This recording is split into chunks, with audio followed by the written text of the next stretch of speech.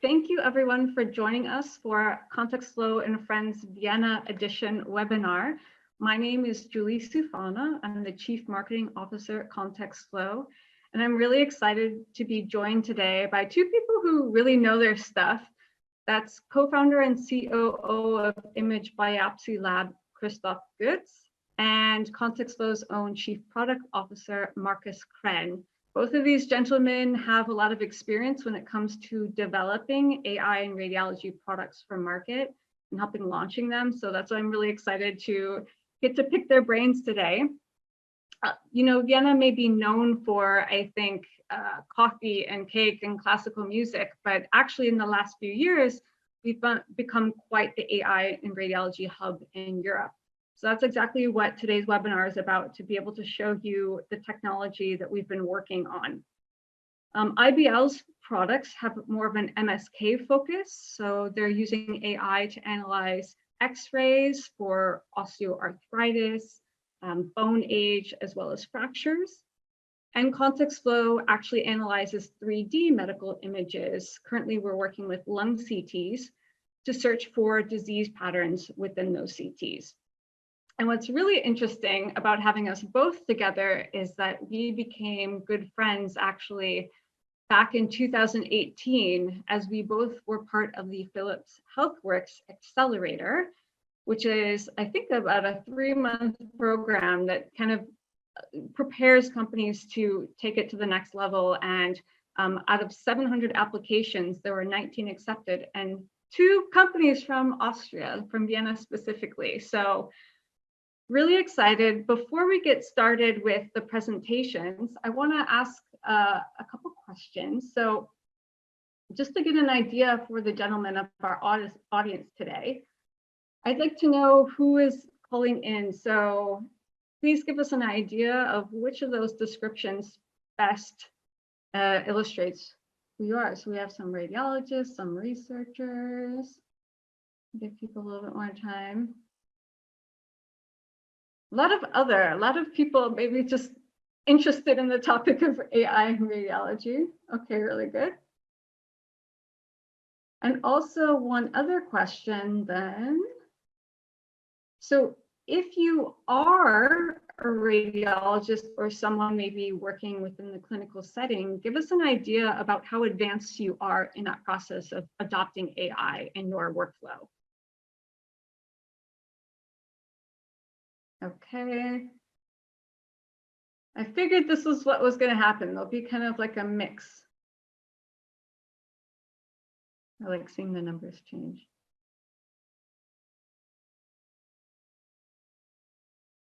Okay, good. So I would say over 50% of the people are either incorporating AI or all the way up to using AI extensively in their practice. So that's great. So with that, I'm actually going to stop sharing my screen, and I'm going to turn it over to Kristoff. You can see the agenda here. So Kristoff is going to give us a demo of their latest product that you would probably be seeing if we were all at RSNA this year in person. And then we'll have Max.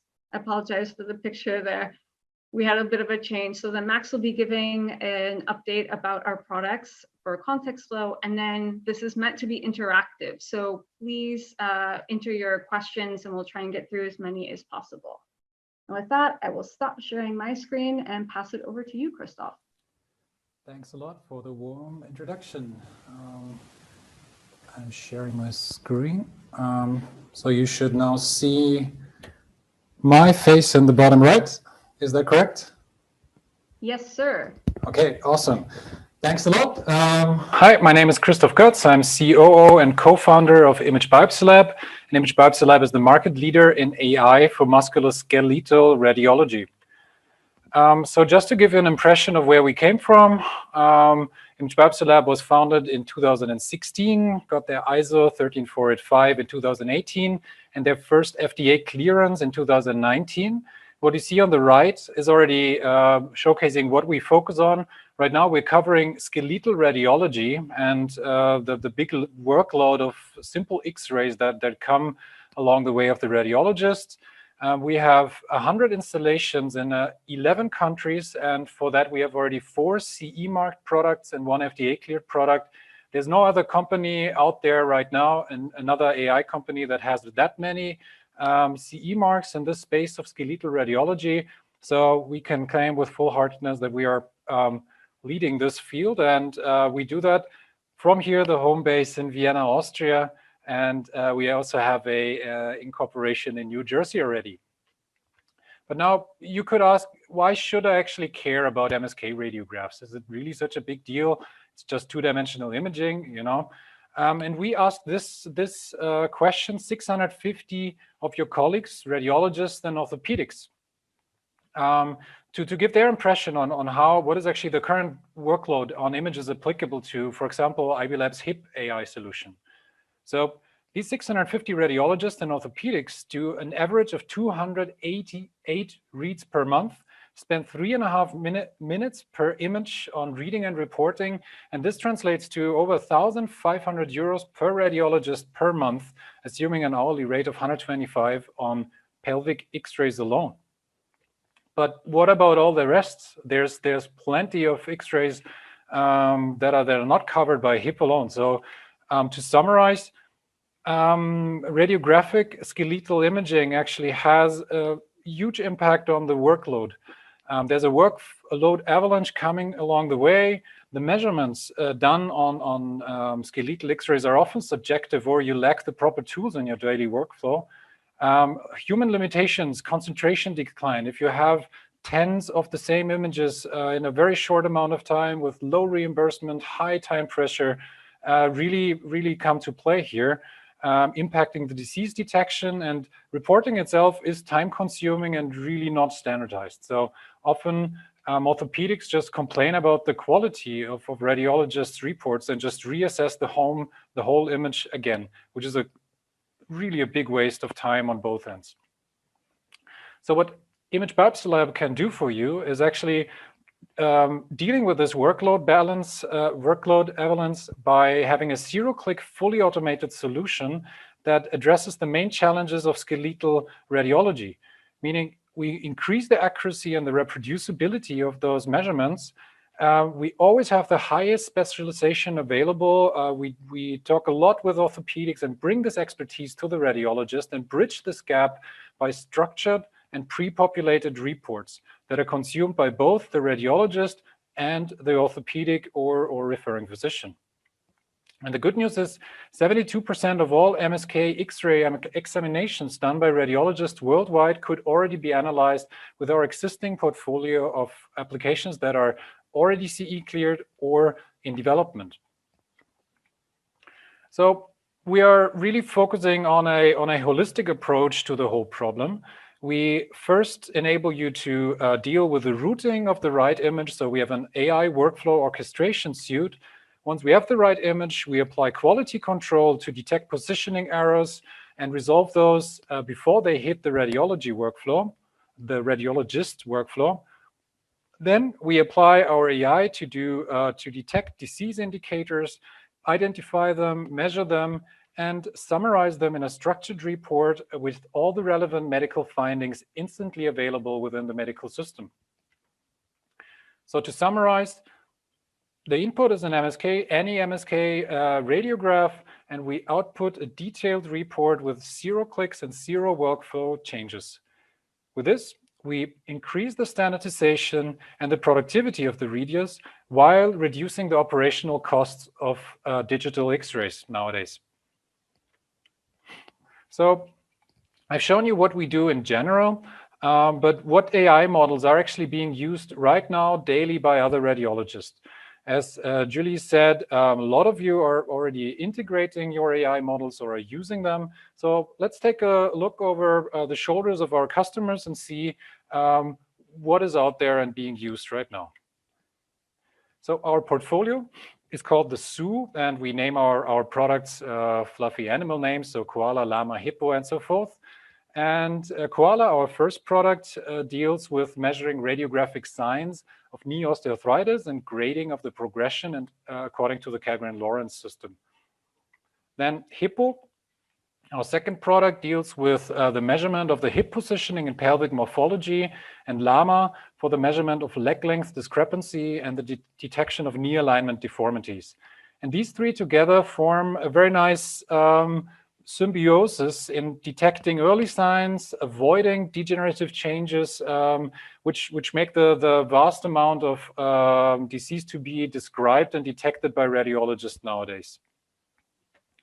And our fourth product that is CE marked is PANDA, which assesses the bone age and prognoses the future growth of children. So all of these, again, our SU is fully CE marked and available, and all of these products are being used by radiologists as of today in the workflow every day in a fully automatic basis.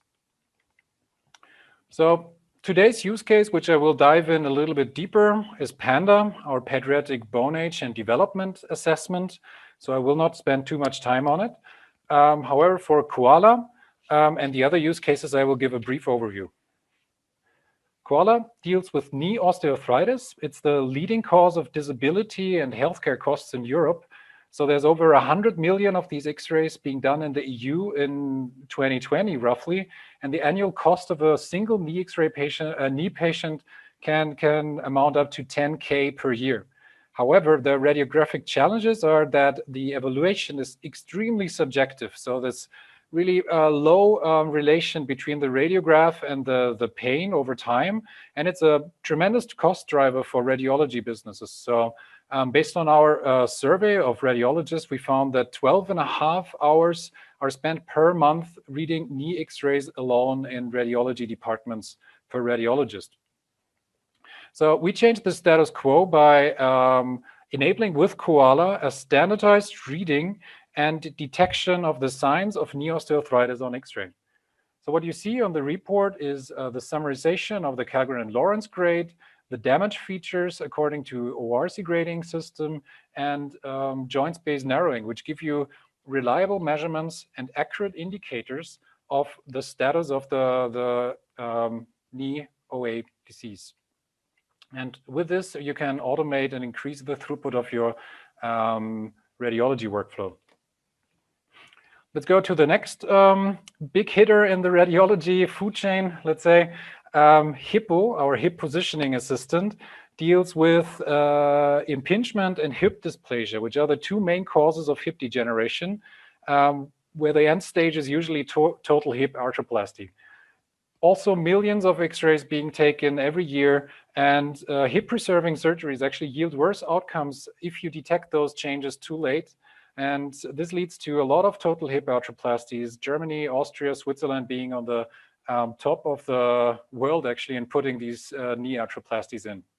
So the radiographic challenges, again, high workload, high volume under time pressure, and really difficult to measure reliably. It's a very complex 3D morphology that needs to be assessed on a 2D image, and this way it's really difficult to subjectively assess and triage borderline cases. So what Hippo does is it increases your throughput with constant precision. So you get really, even if you have over 10, 20 of those X-rays a day, we always measure with the same sub-angle precision and give you standardized methodology across readers that streamlines the identification of these changes over time.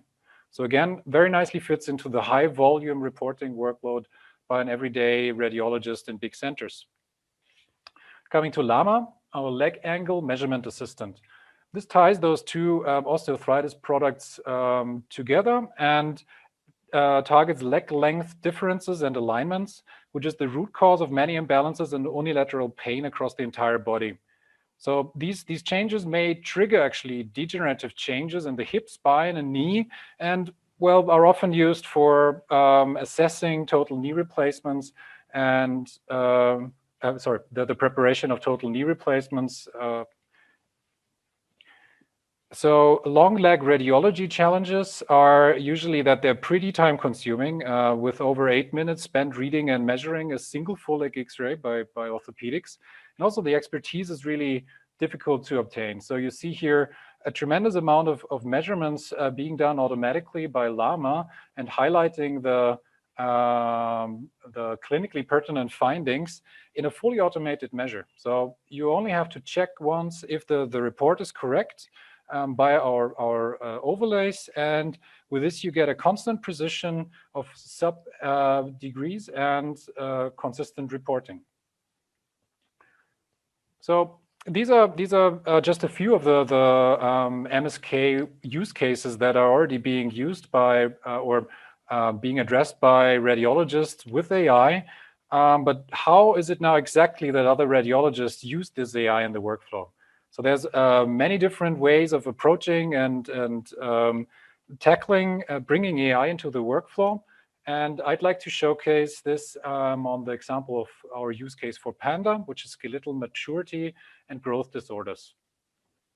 So detecting the skeletal maturity on an X-ray is also labor intensive.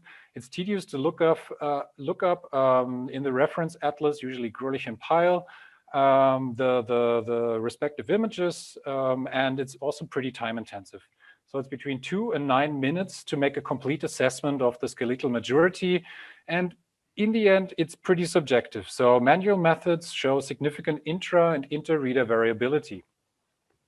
So what our customers do is address it in the following way. Here you see a customer flipping the pages in the good old Grölich and Pyle atlas, checking the output of our fully automated AI analysis. And instead of just having the raw X-ray available, what you see on the left side is one of these automated standardized reports in his reading workflow. So PANDA and all the other products integrate very seamlessly into the daily practice. The X-ray is submitted as usual to the PACS, and instead of just being looked at in a viewer, it's also submitted to our on-premise installation of PANDA, for example. The AI assesses all the disease parameters and measures the bone age and sends back a Dicom to the PACS, which then can be viewed on any workstation that is connected to this PACS. How does this look like? Any kind of Dicom viewer shows a hanging protocol of the original image that is not touched throughout the process, plus an additional report that summarizes the most clinically pertinent findings. So in this case, you immediately see, okay, this person apparently has advanced bone age. This is just highlighted by having the study with additional serious objects in the Dicom format that is available via any Dicom viewer. So not changing any, you don't need an extra viewer or any other workstation, or even click one time more, you just have another hanging protocol. So how do you now work with this kind of AI? First, you have a look at the overlay. You detect whether the AI did their job correctly in detecting everything. And then you can use those non-destructive overlays to double check the AI's reading.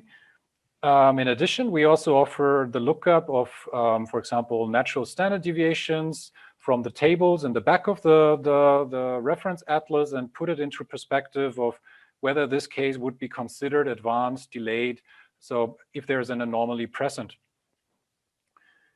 In addition, also, we calculate automatically the future growth potential, which is interesting in, will my child be a basketball player, etc., and report this directly on this report with a precision of 2.5 centimeters. And all of this is also available in a printable fashion, which you can then give your patient while he or she is still waiting in your practice. So the workflow doesn't stop in the PACS. We can also send the same structured report via HL7 to the RIS system, where the AI findings are inserted to the RIS report via a template, a text template. So this text template enables you to fully customize the output of the AI and integrate it seamlessly into your sign-off process, where also the visual report can be pushed as a encapsulated PDF and attached to your normal radiology reporting workflow. So we tailor our output formats, matching the whole customer journey. So from the radiologist to the referring physician and back. So the radiologist has the black background analysis results and non-destructive analysis overlays, plus structured reports that can be implemented to the RIS system. These reports are then handed over to the referring doctor by either a digital full patient report or a printable report that can be put into the hand of the patient. You can also customize this report with your logo, and we've seen that people adopting these solutions actually increase their referrals from the referring physicians, because you just give a better output in a short amount of time. So both sides win in this case. Oh, I'm having a trouble here.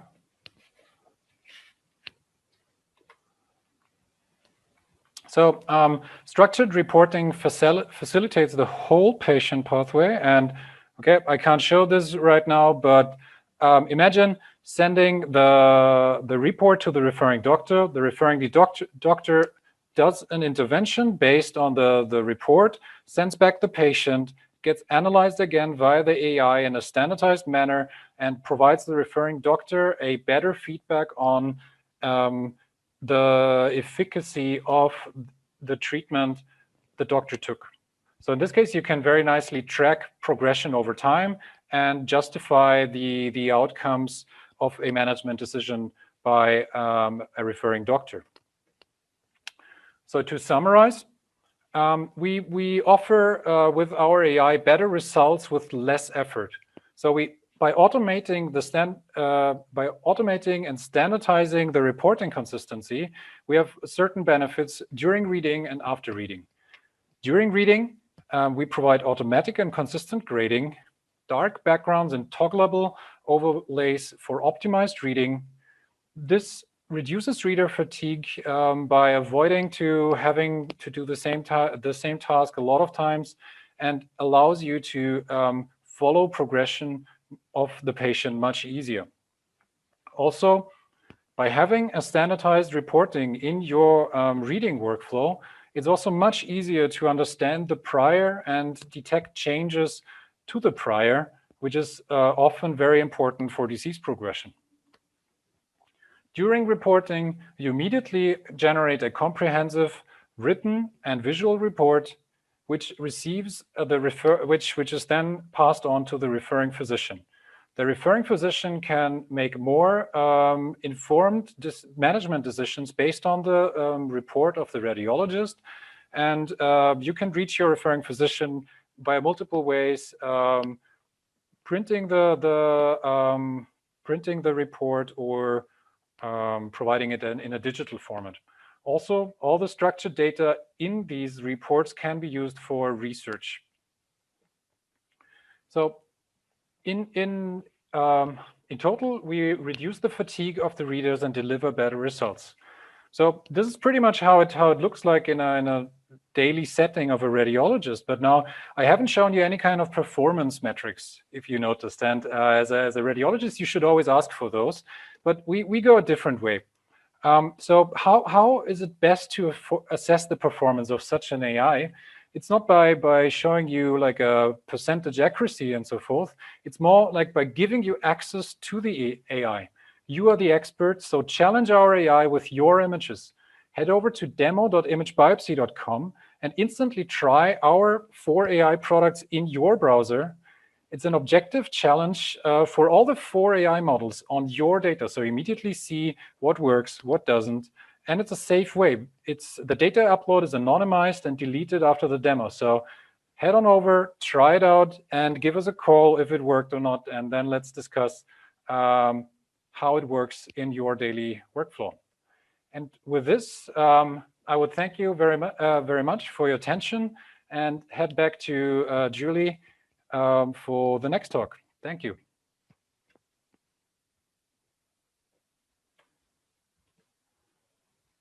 Well, perfect. Thank you, Christoph. I'm going to get to some questions, but I want to make sure that we have enough time for Markus to get through everything. So Max, as I call him at the office. Are you able to go ahead and share your screen? Yes, give me a second, please.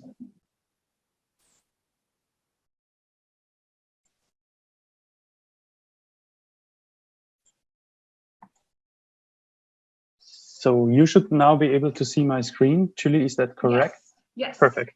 Yeah, thanks, Julie, for the introduction, and thank you all for being here today. Once again, my name is Markus Krenn, but everyone calls me Max because we have two Markuses at Contextflow, and that just causes confusion. At Contextflow, I'm Chief Product Officer, and similar to Kristoff's role at the IBL, my responsibilities include the coordination of development processes, and with that also shaping our product portfolio for lung CT applications. And I would like to take the opportunity today to give you a brief overview of the solutions that we are developing to support radiologists reading chest CT scans, basically. So what we essentially trying to do is to support radiologists to tackle the global challenges that they are facing currently. Modern imaging technologies produce an overwhelming amount of relevant data that has to be taken into account during diagnosis. Fine-grained diseases and variants of those are key for effective treatment decisions, and therefore making radiology reporting more and more demanding. And all of that is basically contributing to a rapidly increased workload, and the number of available radiologists simply cannot meet this demand.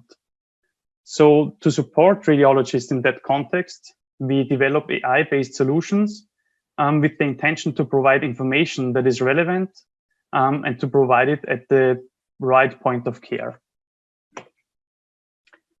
And our core technology, or our core product, is called Contextflow Search Lung CT.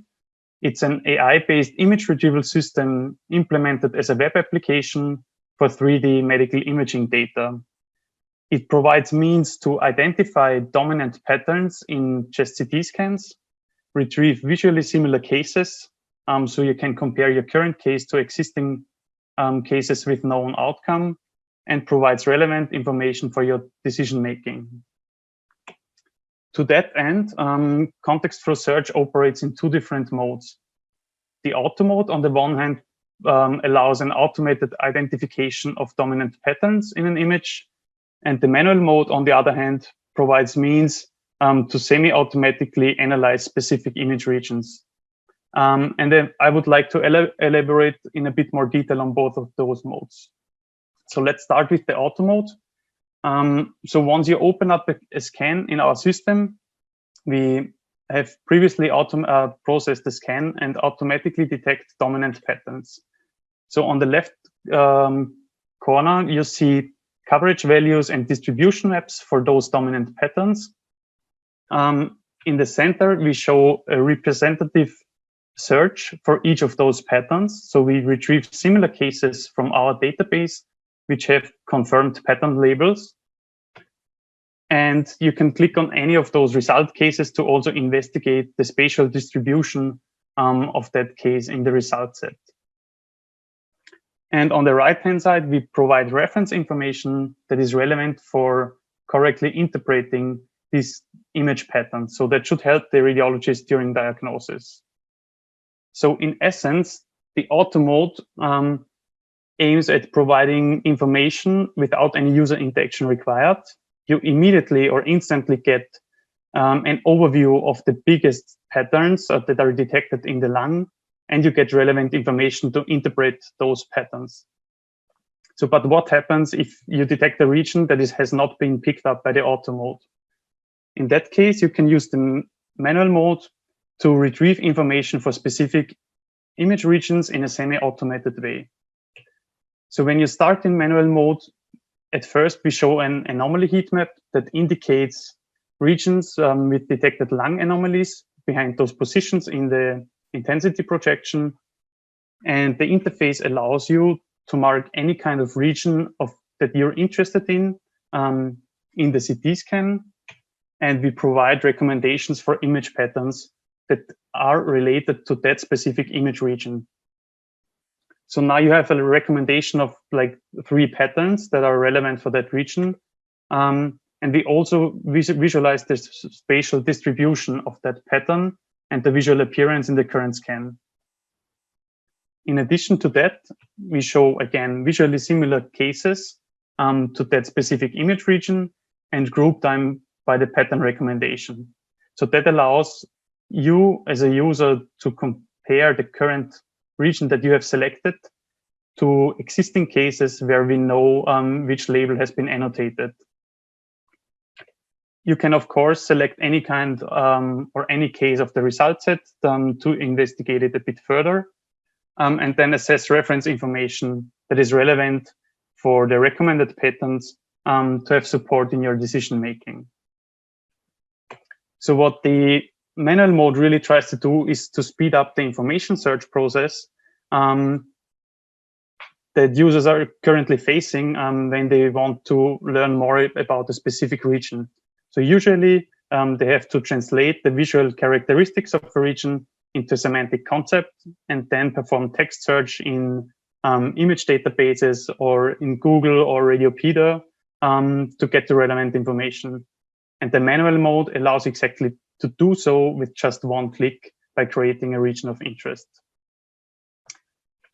So the components that we developed for the search application allow us to also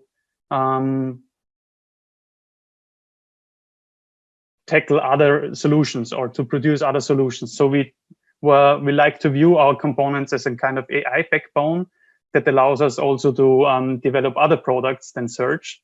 And one example for that is Contextflow triage. So with that, we analyze a scan and detect lung anomalies in the lung tissue. And that allows the user to draw the attention to patients with diseased lung tissue. In that example here, we highlight those cases in our work list with a red dot next to the patient. But that information can be easily also populated to your RIS or your PACS application. Another application that we are looking into at the moment is timeline. So we can use the models that we have developed for the auto mode, which provide a quantification of disease patterns to compute these kind of results for 2 different time points of the patient or 2 different scans of one patient, and then allows them to visualize changes over time. So what you see here on the right-hand side is for each of the patterns that we detect and support, an indication whether or not that pattern has increased or decreased in visual appearance in the scan. And we also provide spatial distribution maps for these patterns. These results are then computed or compiled as a PDF report and can also be attached to your report or sent back to your PACS solution. So how does all of that integrate into your workflow? So as Christoph correctly mentioned, workflow is key. So the solution that we came up with is that we have a local server installed in your environment that retrieves the cases of the day in form of Dicom studies in order to pre-process them. Results are then presented to the user in form of a web application, which the user can assess over a PACS integration. The PACS integration allows of a direct access of the current image series that you're currently looking in your PACS application, and it also automatically authenticates the user. So with 1 click in your PACS application, you open up the Contextflow system and the current case that you're looking at. And the quantifiable results that we compute can also be packed into a Dicom report object, sent to the PACS, and then attached to the Dicom series so that you can view the results directly next to your series in your PACS viewer.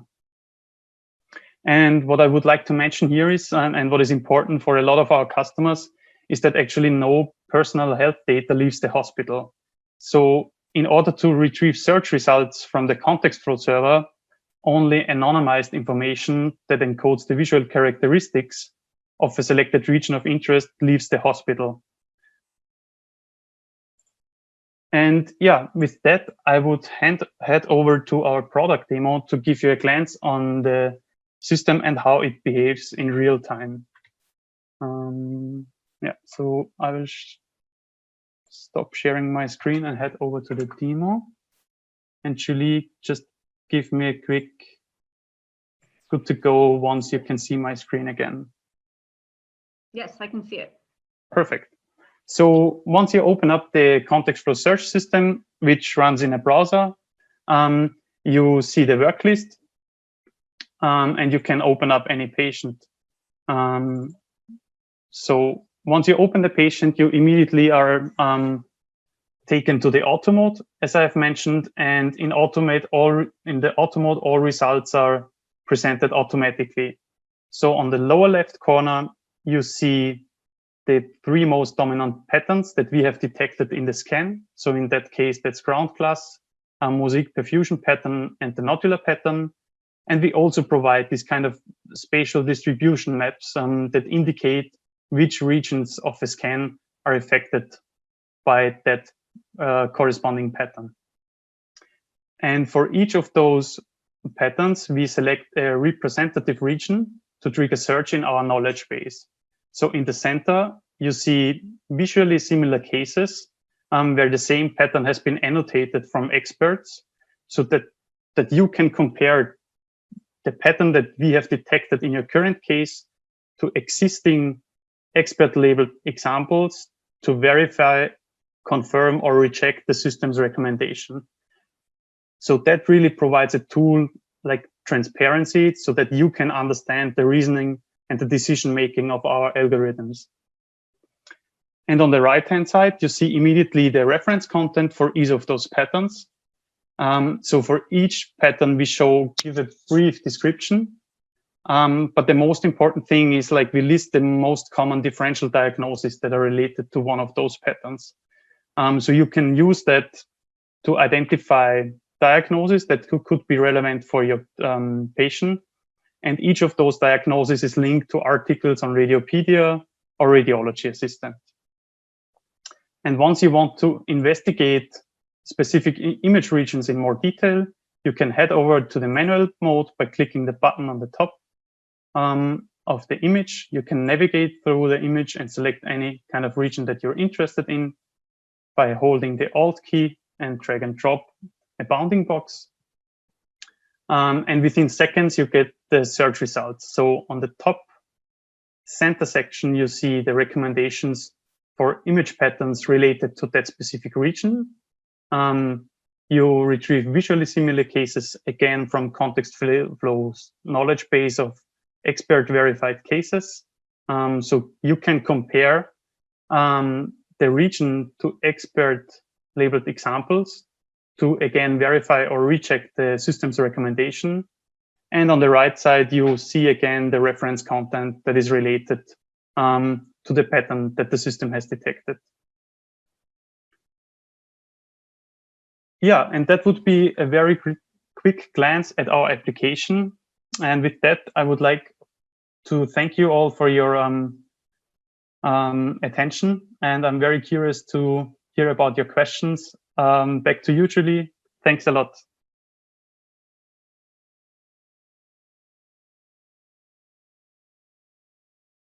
Perfect. So I know we had a couple questions come in the meantime, but I want to ask you, Max, first of all.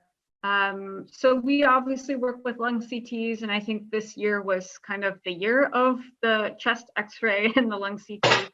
And I know that we did some development work, or at least we had some capabilities that would have been related to COVID-19 even prior to the pandemic. Can you talk a little bit more about that? Yeah, sure. Thanks for bringing that up.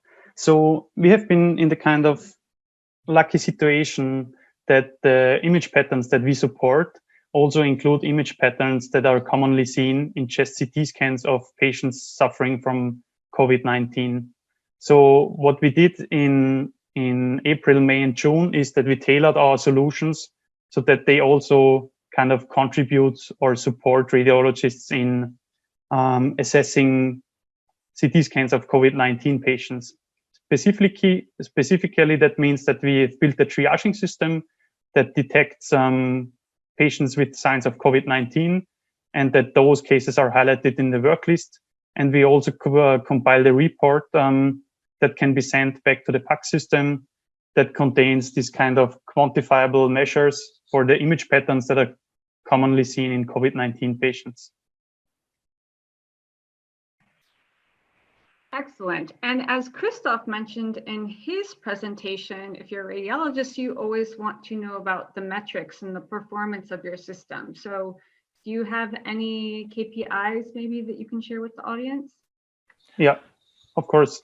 So we performed a study at the Medical University of Vienna in the last year, where we investigated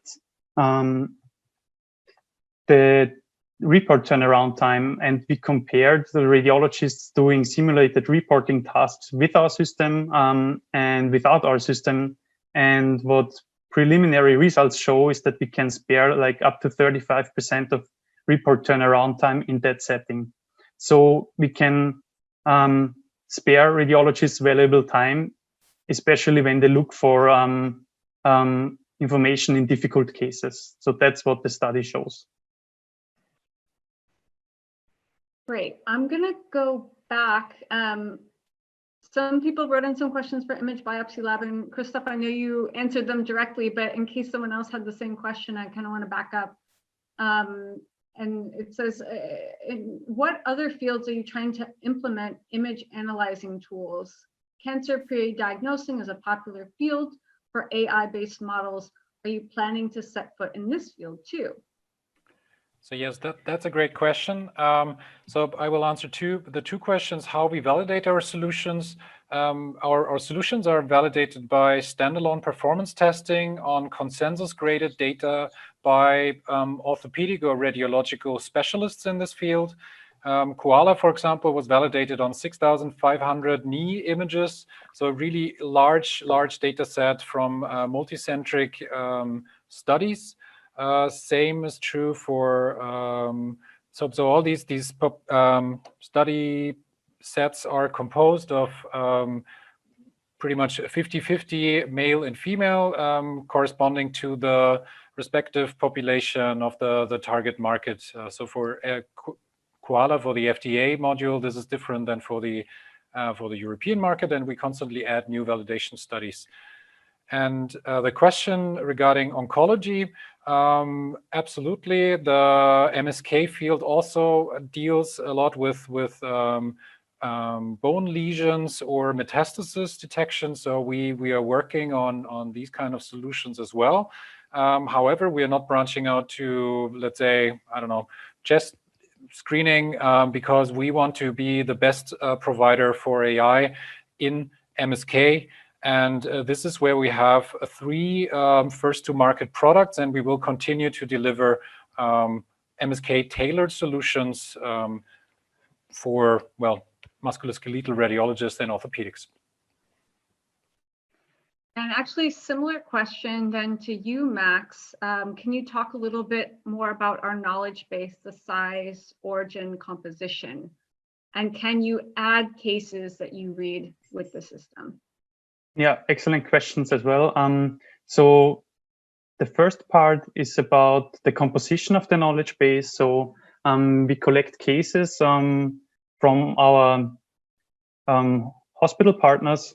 So at the moment, we have incorporated 8,000 chest CT scans, which experts have been annotated, and we use that knowledge base on the one hand to train our algorithms and validate them, but on the other hand also to let the users search through those cases.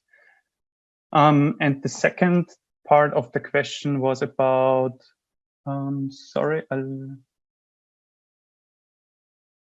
yeah, so the feature that you can like add the cases that you're currently seeing or which have been acquired throughout the day to the knowledge base is in planning. It's currently not supported, but that's on our development roadmap. And also, Max, is the algorithm tested for lung cancer screening studies? Yes, so parts of the validation set also contains scans from the National Lung Cancer Screening Trial in the UK.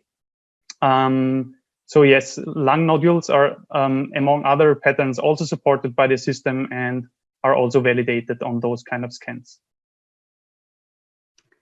I think this question would actually be, it was written for Contextflow, but I think it's relevant for both. So Christoph, maybe you can start.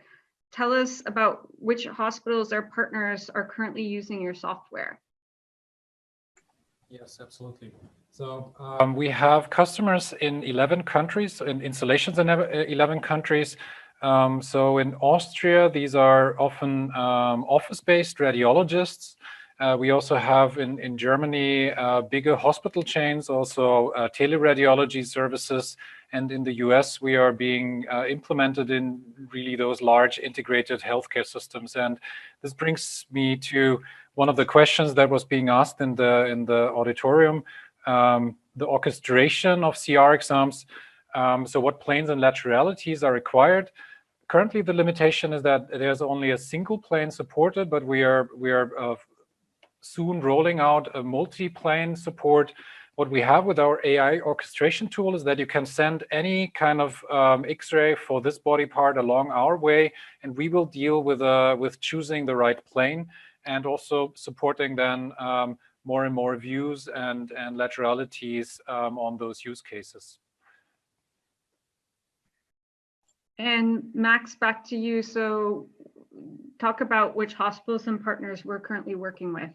Yeah, so at the moment, around 15 hospitals across Europe are using our system, including sites in Austria or the DACH region, as well as the Netherlands, Sweden, Spain, and Italy.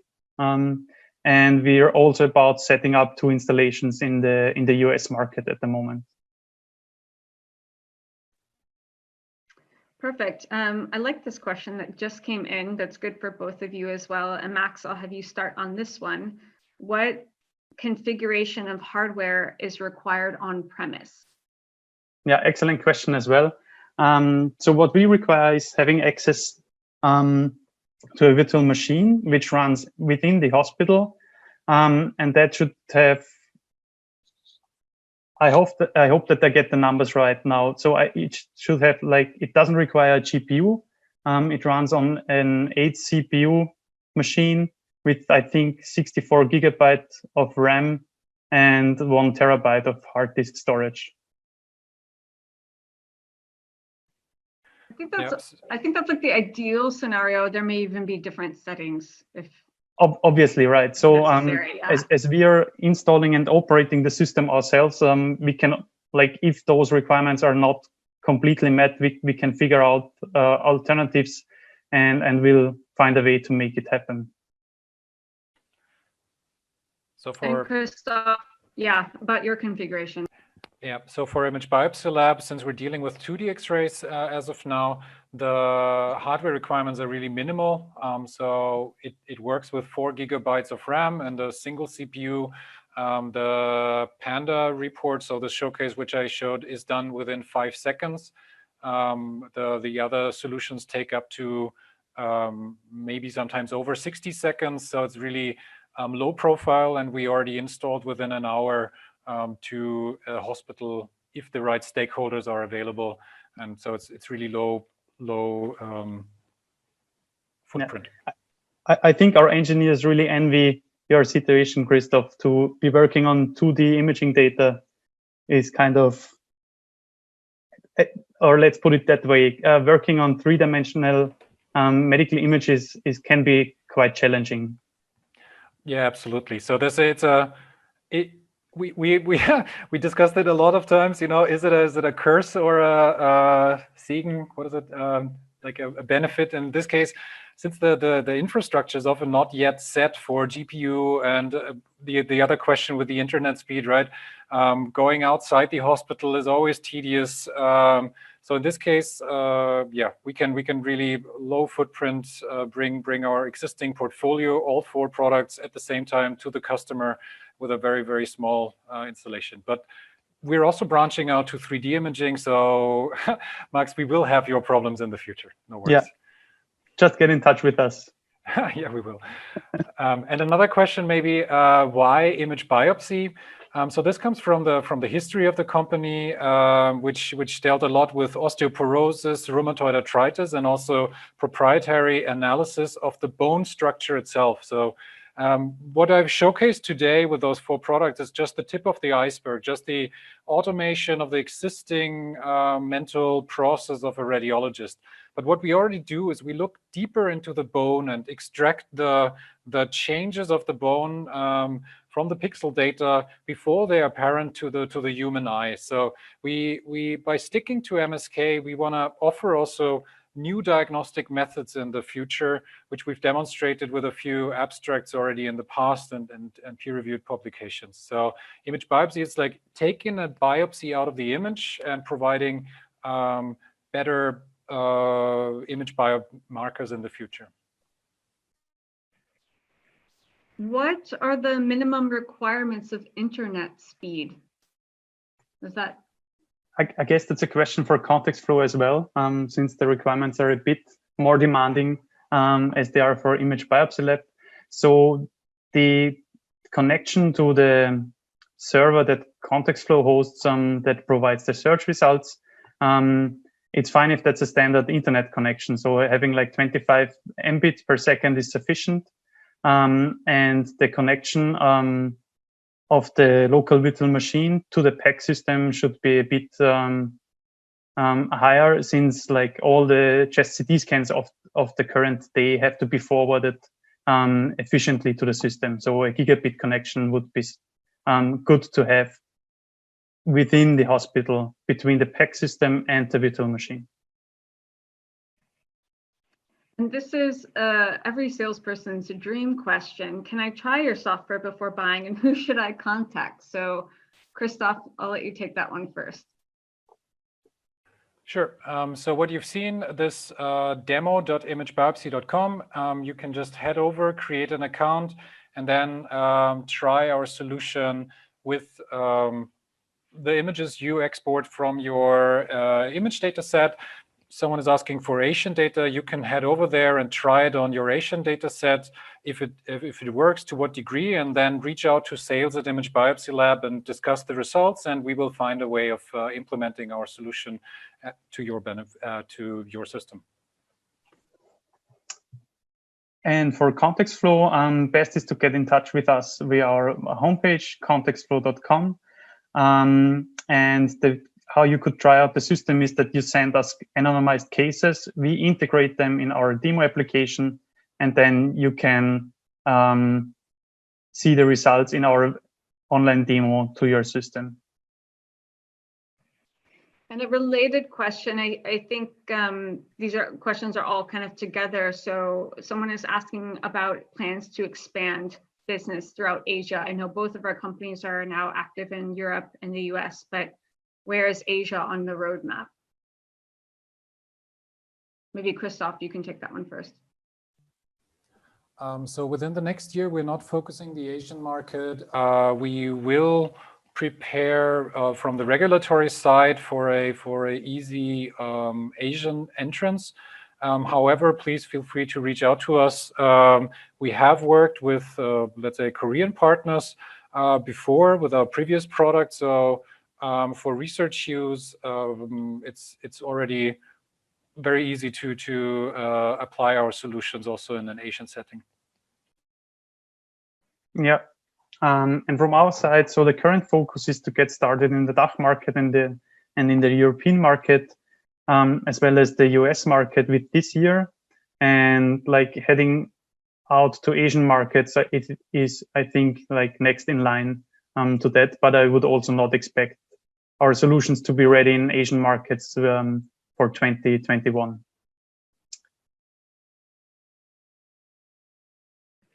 Great. And then one last question for me, unless there's anything else coming in from the audience, would be, Max, can you, if you had to summarize, what would be the biggest challenge you faced implementing our tools in clinical practice? That's a good question, because there are so many challenges. So I think the most challenging process has probably been like getting the integration right. So we worked closely together with a couple of PACS vendors, and we established the integration that we have right now over a period of, I would say, 2.5 years. So a lot of effort has been put into that, and I think that's really key to like deploying AI models in clinical routine and making them available in clinical routine. So we know of friends of ours that they would have, in theory, access to a CAT system, but they just forgot the user account and the password, and they don't really take the time to reset their password, and therefore they're not using the system, which is a shame. So the one key take-home message for us as a company is for sure, integration is key. Same thing. Yeah, for you guys. Yeah, it's always the integration, and also the, let's say, sometimes your partners on the customer side are very tech savvy, and then it's very flawless. But sometimes it's not the case, and for that we constantly improve, let's say, the error tolerance of our solutions with regards to routing, with regards to customer service, and yeah, we've come a long way, and we pretty much can finalize or manage our backlog of installations now with better procedures, better partners, as Max mentioned, PACS vendors and so forth. Today we had a press release with integrating with GE, for example.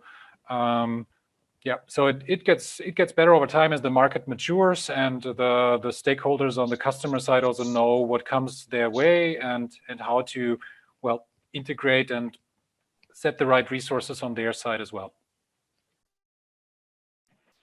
Great. And with that, I think we're coming to the end of our time. I want to thank everyone for attending and for all your fabulous questions.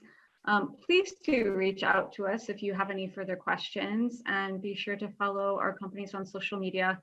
We do engage there. I've seen both accounts being very active, so we would love to get your questions and your feedback. And again, thank you to Christoph and Markus for joining us this evening.